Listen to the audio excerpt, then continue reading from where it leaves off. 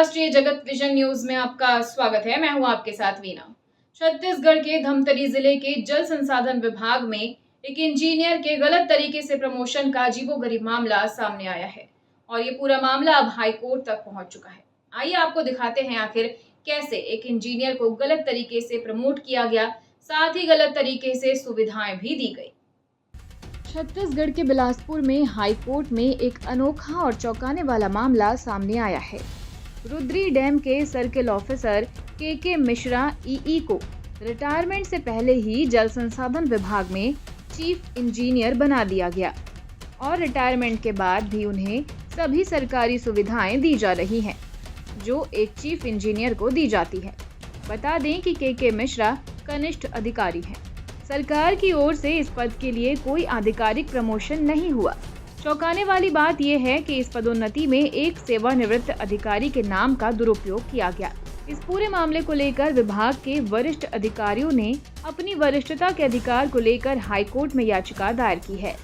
ये पूरा मामला तब सामने आया जब जल संसाधन विभाग के अधिकारियों को अपनी पदोन्नति में देरी और वरिष्ठता को लेकर संदेह हुआ।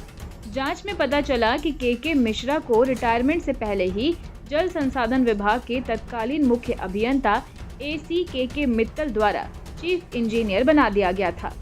ये पदोन्नति सरकार के नियमों के खिलाफ थी, क्योंकि इसके लिए सरकार से कोई मंजूरी नहीं मिली थी।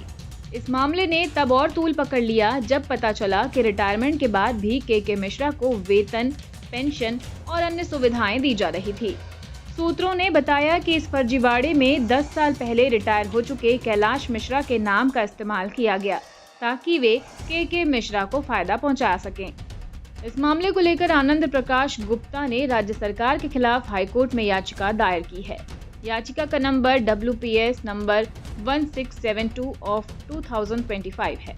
याचिका में अधिवक्ता AS राजपूत, AK भटनागर, अजय कुमार चौबे और KR दुबे याचिकाकर्ता की ओर से पेश हुए, जबकि राज्य सरकार की ओर से advocate general, chief engineer in chief Prakash Sahu और के मिश्रा शामिल हैं। 7 मार्च 2025 को हुई पिछली सुनवाई में कोर्ट ने राज्य सरकार के वकील अंकुश वर्मा को नोटिस स्वीकार करने के लिए कहा और 7 दिन के भीतर प्रक्रिया शुल्क जमा करके जवाब दाखिल करने का वक्त दिया। 4 हफ्ते का अतिरिक्त समय मांगने पर याचिकाकर्ताओं को जवाब दाखिल करने का मौका भी दिया गया था। अब इस मामले की अगली सुनवाई जल्द ही होने की उम्मीद है।